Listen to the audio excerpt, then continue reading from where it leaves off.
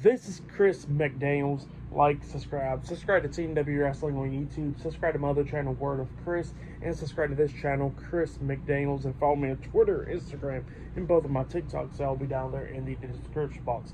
And I'm here to do my AEW Dynamite February 28th, 2024 reviews. So here we go, discussing about tonight's episode of AEW Dynamite. Now, this is the go-home show for Revolution, which is this Sunday. So yeah, I'll be talking about that. Look out for the reviews on that one. But yeah, we kick off the show with Hangman Adam Page. Adam Page comes out there and he's walking with crutches because he's injured. His leg is injured and all that, or ankle or whatever. So yeah, he comes down to the ring and he starts talking about how last week he injured himself and that he's not going to apologize to Swerve or Samoa Joe. He says that, it was supposed to be a three-way match, and he won a one-on-one match, but it looks like it's going to be a one-on-one match, but without him. So, yeah, that's what he was talking about. But then he gets interrupted by Swerve Strickland and Prince Nana. So, yeah, Swerve gets into the ring, and he starts talking to Adam Page, talking about how, that they've been going at it for 6 months now, back and forth and everything with matches, bleeding, and all that stuff. And he says that Adam Page did some things. He said he'd done some things, like broke into his house and, doing all that stuff. And he says that, he done all that. But he says that that was like faith and stuff, and we got the destiny. And he says his destiny is to go to Revolution this Sunday and become the new AEW World Heavyweight Champion. And then after he says that, the AEW World Heavyweight Champion, Samoa Joe, comes out. And Samoa Joe comes out there and he says that one-on-one match or a three-way match, it don't matter, because he's going to still walk out as the world champ. And yeah, that's what he was talking about. And then him and Swerve starts roasting each other, and Swerve was talking about how he went from unemployed to main eventing a pay-per-view now. And he was talking about how he's going to hit Samoa Joe so hard that he's going to go back wearing a poncho and commentating and stuff. So yeah, that's what Swerve Strickland was saying. And then all of a sudden, while Swerve has back turned and all that, talking to Samoa Joe, because Samoa Joe was on the ramp and Swerve has back turned, we see Adam Page grab the crutch and he hits Swerve in the back with the crutch. Swerve turns around after he got hit in the back, and then he gets hit in the face with it, and he got laid out. And Adam Page was not injured. He was walking perfectly fine. So yeah, the triple threat match is still on. That's what happened. Great segment. I really like that segment. It was really good for that, But yeah, definitely can't wait for that triple threat match now. But yeah, then after that, we see from earlier today with Matthew and Nicholas Jackson, the Young Bucks. They arrived to the arena. They walked into it, and then Renee Paquette was there. Renee Paquette was interviewing them, and the Young Bucks says that they're going to be dealing with Sting and Darby Allin tonight. So yeah, that's what he was talking about. But yeah, later on tonight we'll see stuff going on with Sting, Darby Allin, and the Young Bucks and all of them. So yeah, and up next will be a 6-man tag team match, the first match of the night. But yeah, we'll see you guys later until the next thing happens on AEW Dynamite. See you guys later. Until then. So the next thing that happened on AEW Dynamite, we get to the first match of the night. It was a 6-man tag team match. It was Jon Moxley, Claudio Castagnoli, and Bryan Danielson, the Blackpool Combat Club, versus Dax Harwood and Cash Wheeler, FTR, and the AEW Continental Crown Champion, Ring of Honor World Heavyweight Champion, and the NJPW strong openweight champion Eddie Kingston in a 6-man tag team match. So yeah, we get to this match, and this match, it was a pretty good match. It was going back and forth between these two teams right here. There was some cool spots in this match. Like at one point, we actually see Claudio hit that spin onto Eddie Kingston. Then Danielson hits like a knee to the face or a drop kick, pretty much onto Kingston, which stops the spin. And then that's when Claudio pretty much catapults Eddie Kingston, and when he catapulted him, Jon Moxley was behind him, and he knees Eddie Kingston in the face, picks him back up, hits a power driver onto him, and Bryan Danielson pins him. 1, 2, Dax Harwood breaking up the pin at the count of two, barely breaking up, and then FTR comes in. We see FTR taking out Claudio and John, and then that's when Eddie Kingston hits the back fist onto Bryan Danielson, and then that's when we see Cash Wheeler lift up Danielson up on his shoulders, like the electric chair, and then that's when Dax Harwood jumps off the top turnbuckle with a bulldog onto Bryan Danielson. They pin him 1, 2. The pin got broken up by the count of 2 by Claudio, barely getting broken up, and then that's where we see everybody inside the ring brawling and stuff, and then we see the Blackpool Combat Club all got sleeper holds locked onto FTR and Eddie Kingston, trying to make him pass out and stuff, but Eddie Kingston and FTR fought out of it, and then we see Claudio and all them fighting as well. Like, we started seeing the ending where we see Claudio get hit with the Shatter Machine by FTR, and then we see I think it was Cash Wheeler. Yeah, it was Cash Wheeler. He got hit with the double hook arm DDT by Jon Moxley, and then that's when Dax hits the brainbuster onto Jon Moxley, taking him out. Dax turns around, he gets hit with the psycho knee, the running knee, by Bryan Danielson, and then we see Danielson pretty much going at it with Eddie Kingston. He hits a back suplex onto him. Eddie Kingston's on his knees, and he gets hit with the psycho knee as well, and then instead of Bryan Danielson pinning him, he starts grabbing his arms and starts stumping on his face over and over again, and then locks on that triangle chokehold, making Eddie Kingston pass out. So yeah, the Blackpool Combat Club defeated FTR and Eddie Kingston tonight in a 6-man tag team match. For that 6-man tag team match, I'll give it 4 stars. That's why I'll give it. Great match right there. But then after the match ended, we see Renee Paquette inside the, interviewing Chris Jericho backstage. And, Jericho will be facing Atlantis Jr. tonight. They show clips from Chris Jericho being in CMLL 30 years ago, facing Atlantis Sr., and now he's going to be facing Atlantis' son, Atlantis Jr. tonight, and Jericho was talking about how he's going to teach him a lesson and all that. So yeah, that's what's going on there. They'll have a match later on tonight. But yeah, up next we're going to be seeing Will Ospreay actually on AEW. So yeah, that'll be up next. So yeah, I'll see you guys later. Till then. So the next thing to happen on AEW Dynamite, we get to the next segment of the night where we see Will Ospreay. He comes out there where Tony Schiavone's inside the ring. He introduces Will Ospreay. So yeah, Will Ospreay comes out there and he says that he's going to be with AEW full time now, starting now pretty much, because he is done with his obligations with New Japan Pro Wrestling and stuff, and he said that since November, and he'd just been done with it. And then after he got done with that, he said he spent the holidays with his missus up there in the UK, and he says that he is now AEW. He says that he already has some AEW matches against some people, and he's undefeated pretty much, because he faced and beat Chris Jericho at Wembley, Kenny Omega in Canada, and Orange Cassidy months ago. So yeah, that's what Will Ospreay says, and he says that he got some match against Konosuke Takeshita this Sunday at Revolution. And then speaking about them, Don Callis, Konosuke Takeshita, and Powerhouse Hobbs, the Don Callis family comes out there, and Don Callis pretty much goes over there and gives Will Ospreay a hug. Same for Powerhouse Hobbs, he gives Ospreay a hug as well, and Konosuke's just staring at him. So yeah, Don Callis was talking about how this is going to be a big match and all that, the biggest match in AEW and all that stuff, because it'll be 2 Don Callis family members going against each other. And he says that everything will be all good after this match and everything. And yeah, that's what he was saying, and he tried to get them to shake hands, and then Konosuke and Will Ospreay does shake hands, but then they kept on pulling each other, staring each other down, and then nothing happened. So yeah, that's what happened there. It's going to be interesting to see what happens at Revolution between those 2 guys. But yeah, pretty good segment. But then after that, we see Renee Paquette interviewing Eddie Kingston backstage about his match against Bryan Danielson this Sunday at Revolution and all that stuff. And then the Young Bucks interrupts him, and they said that he's not dressed right and all that stuff. And then one of them got mad about Eddie Kingston talking crap about him, and they said, well, next time we're going to find you. So yeah, that's what the Young Bucks said to Eddie Kingston.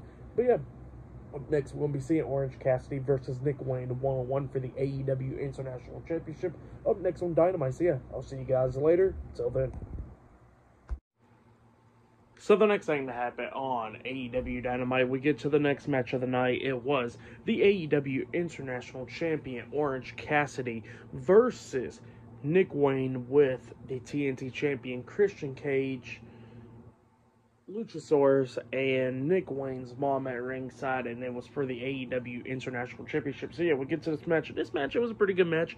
It was going back and forth between Nick Wayne and Orange Cassidy, and Orange Cassidy starts taking control of this match because we actually see Nick Wayne and Cassidy up there on the top turnbuckle. Orange Cassidy knocks Nick Wayne off the turnbuckle, and while the referee is paying attention to Nick Wayne, that's when Christian comes up and sweeps Orange Cassidy's legs from underneath them, dropping them on the top turnbuckle pretty much. And then the referee turns around, he goes like, "Oh, you did this, huh?"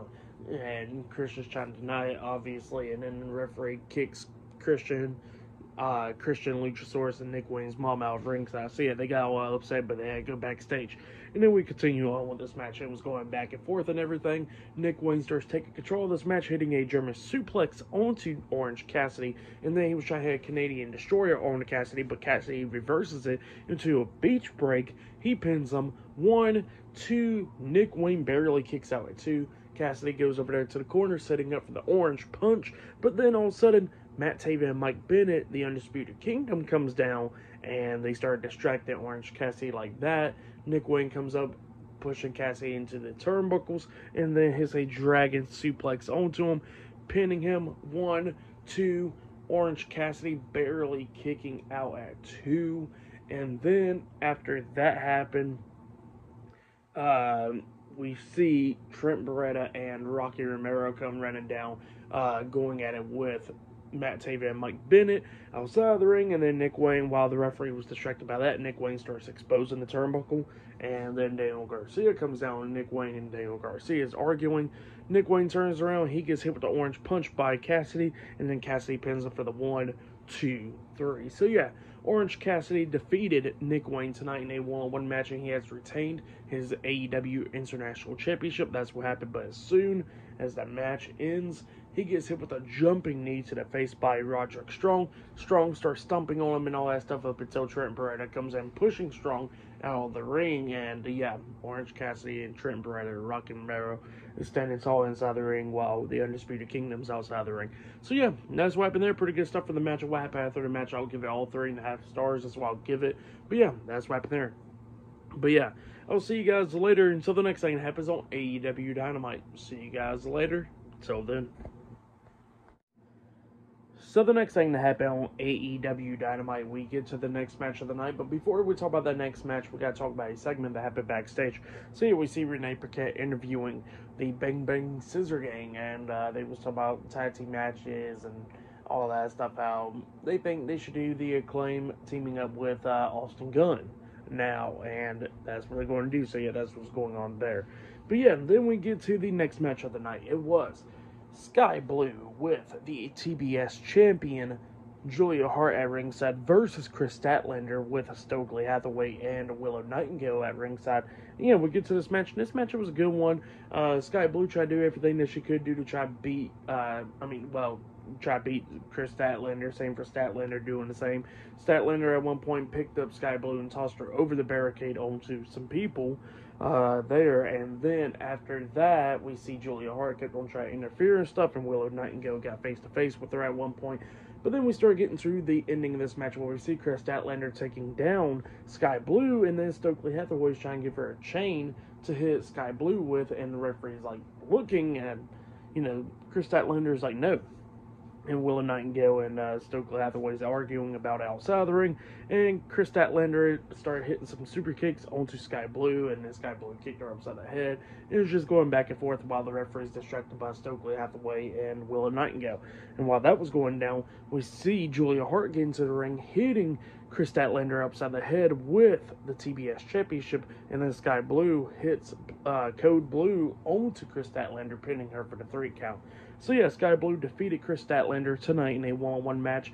For that match, I'll give it 2.5. I'll give it 3 stars. That's why I'll give it. It was a good one. But yeah, that's why I'll give that one. And then after that match, we see the Young Bucks still looking for Sting, and they walked into the locker room with a bunch of baseball bats hanging from the ceiling and all that stuff. And he's not in there. So yeah, that's what happened there. But yeah, I'll see you guys later until the next thing that happens on AEW Dynamite. See you guys later. Till then. So the next thing that happened on AEW Dynamite, we get to the last match of the night. It was Chris Jericho versus Atlantis Jr. with Atlantis at ringside.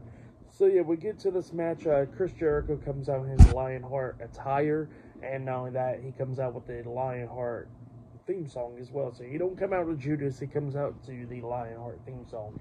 So yeah, he gets into this match, and this match, it was pretty decent. It was going back and forth between Atlantis Jr. and Chris Jericho. Like, Jericho kept on trying to lock on the walls of Jericho multiple times onto Atlantis Jr., and Jr. kept on fighting out of it and everything.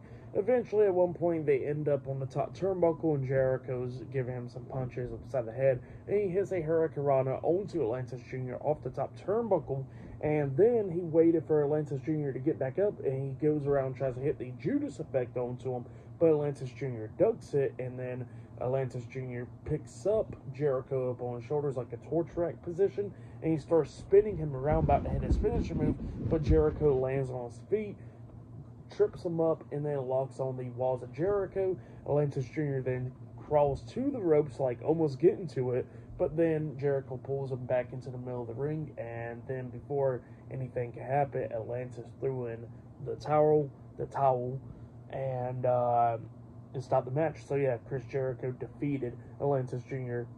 because of that.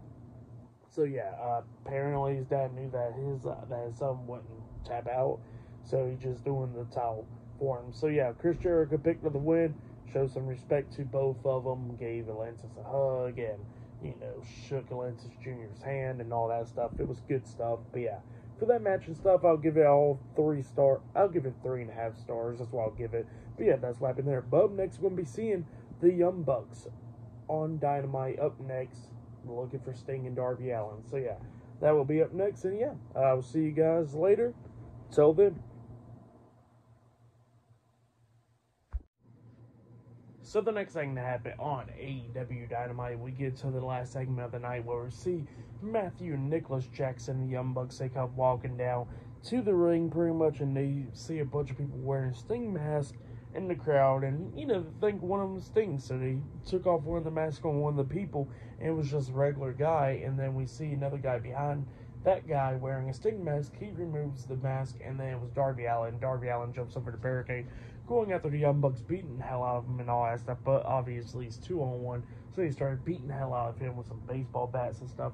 They throw him in the ring, and then they hit the BTE trigger, the EVP trigger, onto Darby Allin, laying him out. And then all of a sudden they call out Ric Flair.